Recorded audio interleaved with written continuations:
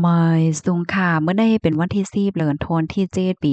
2026ในตอนได้ข่าวใส่หมอหอมมีข่าว3ตอนเดี๋ยวมาเปิ้นเผาค่ะอ่อนถ้าเปิ้นได้ก็เฮาค่ะมาถ่อมด้วยข่าวโหในค่ะตีเมืองแขโฮบทบยาเพไฟหลงเทียงมีคนรู้สิ่งสาใจแลก้นเลยรับรองตั้งเจ็บตั้งหนำเมื่อวันที่9เดือนธันวาคมที่7ปี2026ในมีข่าวงาออกมาว่าไล่เกิดขึ้นเปิงเป็นไฟไหม้หาวเฮียงตีโรงการเฮ็ด ซอกตีนตีหนึ่งมีจื่อว่าหุยเถิงอันมีไว้อยู่ดีวานเจงถัวเวงจินเจียงเวงหลงโฝเจี้ยนตั้งฝ่ายจิงจ้านวันออกเมืองแขถึงดีเฮ็ดให้มีก้นรู้สิงสาใจกว่าที่เอมันได้28ก่อค่ะตั้งฝ่ายจอยเทียมเพศเขาในกอและเอาเอ็นแห้งตั้งนำเสียก็เข้าจอยเทียมแคหมอดไฟในเขาไล่ฮู้ว่าไฟในมันลุกไหม้เมื่อพวง เตงวันกลางวันเตงวันพาดติป่นมาจอกหนังข้าวยามในเปิ้นติเมืองแขเฮ็ดจั่งใดคะอ้อม ไฟในเดโกเตเลยว่าลูกไม้แห้งนั่นขนาดถึงที่ก้นวันก้นเมืองเปิ้นก็อ่อนกันถ่ายคลิปถ่ายวิดีโอเปิ้นแพร่กว่าเนื้อสื่อตรงก้นออนไลน์ตั้งนำตั้งหลายปยก็อันเป็นกว้านไฟในปงขึ้นเด้อต้องฟ้าซัมปอหันลำลงไหวจังหนังเฮาหันตีในเคียบหางในยาวเฮ็ดจังได๋คะอ้อเลยใส่นั่นก็ไล่หันป้าหางก้นตั้งน้ำอันมีว่าอยู่ดีเนอสูงดาดฟ้านั่นเฮ็ดจังได๋ค่ะเกี่ยวกับลุยล้วงได้ตั้งฝ่ายผู้มีพลพรเขาในกอลาดว่าตั้งฝ่ายแคไฟฝ่ายจอยเทียมในคณะเอ็นแห้งที่มีอยู่มอก1ปาก83ก่อค่ะปยก็มีป้าเทียงโลดแคหมอดไฟใน35ลำกว่าดีอันเป็นไฟไม้นั่นกว่าแคหมอดไฟว่าสั่งว่าเจิ้นได้เสียก็ไล่จอยเทียมเอาก้อนวานก้นเมืองอันอยู่ไว้ตั้งปะตอนเจ้าป่นหมอก2ปากก็อยู่ไว้ดีรอดพี่เนี่ยค่ะอ้อ ก้นอันแลรับรองตั้งเจ็บในมีกาหือหลายก่อได้ก่ออำไผจังนับไลเสียงโมดเฮ็ดจังไหนค่ะนะตั้งฝ่ายสื่อข่าวในเปิ้นดีเปิ้นเผาป้าเทียงว่า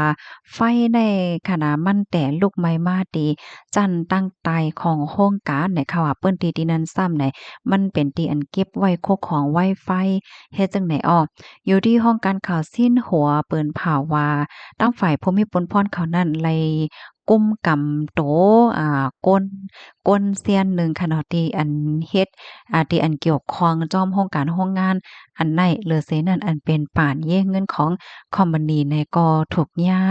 สั่งยึดเอาไว้โจข้าวเฮ็ดจังไหน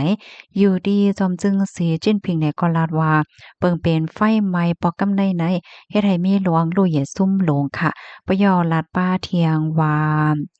โก้นตีอันเกี่ยวข้องอันนั้นในตอนในๆเตถึงยาเอาตั้งผิดกว่าหนังได้ที่ว่าเฮ็ดจังได๋ค่ะ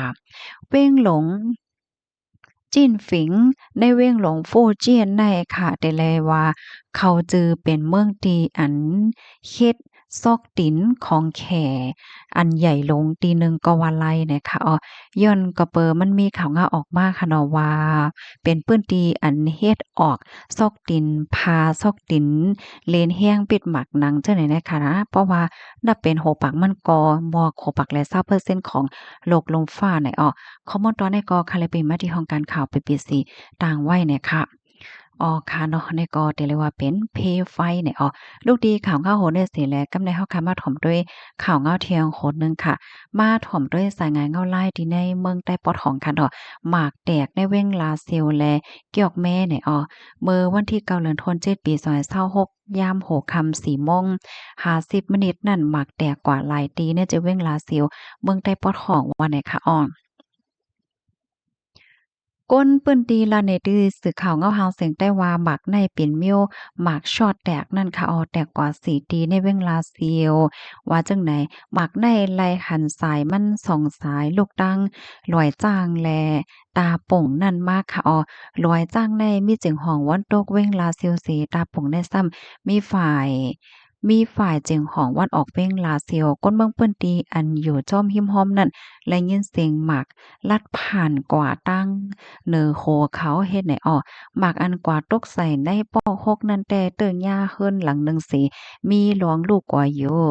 จำวัดใต้อันจือว่าเกี้ยงเมาคำเสเติงยากวนเมืองและรับรองตั้งเจ็บก่อนหนึ่งเนี่ยค่ะหรือเสนั่นแต่ก็ตกในตับซึกมันท่าปะราหมาย6261ลูกยอก็ตกดีปอก10 1ลูกเสเติงยากวนเมืองลูเซ็ง1ก่อก็อันลูเซงกว่านั้นเป็นนางยิ่งหมักมาตกใส่พองมันนางอยู่ไว้ดีในเฮิรนไหนปอกซิบแลเติงยามาคาซึกมันในที่จับกันเสแคนกันผาโฮก้อยเนี่ยค่ะเที่ยงอันตกในตับซึกมันเติงยามาค่า1ลูกนั่นแต่ก็โหไหลโหย่อยมันลองต้มเตอก้นเมืองแลเฮิรนเยแต่ก็ตึกสึบจอบทัดด้วยแทงอยู่เฮ็ดจังไหนป่นมาเมื่อวันที่5เดือนธันวาคมปี2026ยามกลางค่ำ8โมงนั่นก็ได้ยินเสียงหมากแตกตีดอยเงงชานเยโกงในปอกเก่าเวงจอกเมผู้ใหญ่ก้นหลงในปอกแลพอมีปนพรตับซึกได้ SSPP SSA เขาไล่โคมกันเสียก็กว่าทัดด้วยอยู่ยามเต็งคืนวันที่7นั่นก็หมากแตกกว่าพ้องจุดไฟเผากองยุกยากตีหิมลอยเงี้ยงชานเยโกงเหมือนกันหมากอันแตกกว่ากำอ่อนตั้งนั่นถ่อมเสียงมันเรียบได้เป็นหมากอันห่างจอมข้าวยามหางไว้เคิงหนายาวเสียวก็จังกอยมาแตกหมากกำลื้นในซ้ำในเล็บได้เป็นหมากอันห่างไว้เมื่อเป็นปางตึกซิมเวงเกียกเมนั่นสิยาไฟไหม้แลแตกกว่าไหนพอมีปนพร SSPP SSA ลาดแหนหนังไหนในเมืองได้ปอดของได้คมว่าปางตึกซื่อๆมิยาวานในเซตาเคิงโคปางตึกอันกึดไว้นั่นกำปั่นเพก้นเมืองอยู่ไหนคะข้อมูลในกอคาลิปริมาดีห้องการข่าวเงาหางเสียงใต้เตรียมต่างไว้ค่ะในก็เป็นสายงานเงาไล่ดังปอตอนเมืองใต้ปอดของค่ะเนาะลูกดีในเสกำได้เฮาขมาถมด้วยข่าวเงาแทงตอนหนึ่งค่ะเจ้าสางอ่อนจมน้ำลู่หลวนตีเวงต่างยานมื้อวันที่6เดือนธันวาคมปี2026ยามกลางวันหมอก3โมงนั่นเจ้าสางอ่อนป้าหนึ่งลงอาบน้ำตีหนองปีต่อสาอันมีในแก่ปอก2เว้งต่างย่านสีไหลจมน้ำลู่หลวนกว่าฝ่ายแค่ไฟลัดว่าเจ้าสางเขากว่าตีน้ำนั่น ตาหาป้าตาสีป้าได้ก็นำน้องเนี่ยสิฮัดอาบป้านั้นแต่ยอกตกมังเหโจมนำเหเหี่ยวค่ะจ้อมจันก็ไลเขาลาดมาดีจุ่มบ่มี5โมงครึ่งยาวกว่าหาก็หันกลางในมากขึ้นกว่าหาก็หันย่ำหัวค่ำจังทบหันโตมันว่าเฮ็ดจังไหนแล้วก็ฝ่ายแคไฟเขาลาดเนี่ยค่ะเจ้าสร้างอันจมน้ำลูกเซ็งในอายุมี11ขวบอยู่ดีวาดโวยลู่วนเว้งต่างย้านคาบโตมันเจ้าในอ่าอยู่ดีจุ่มฝ่ายแคไฟเว้งต่างย้านและจุ่มก้นหนุ่มต่างย้านเขาและคมกันส่งดีโคงยาวก้นเมืองต่างย้านกว่าว่าจังไหนคะค่ะนี่ก็เป็นสายงานเงาลายตั้งปอตอนเมืองใต้ปอดของนะคะนะข้อมูลตอนนี้ก็คาลิปีมาที่ห้องการข่าวเงาหางเสียงใต้เตรียมต่างไว้เนี่ยค่ะมือเหลียวในมันเป็นข้าวฝนค่ะเนาะนำจ้อมแม่นำเนี่ยก็มันหนำมันน้องเนี่ยค่ะกำนันให้แลสติกันนำค่ะเนาะก้นจื้ออันไรจ่ายเลนนำลุยนำแหลจังได๋ค่ะยินจมพี่น้องค่ะกูก็ได้รับถอมปันแห้งค่ะมอยส่งค่ะ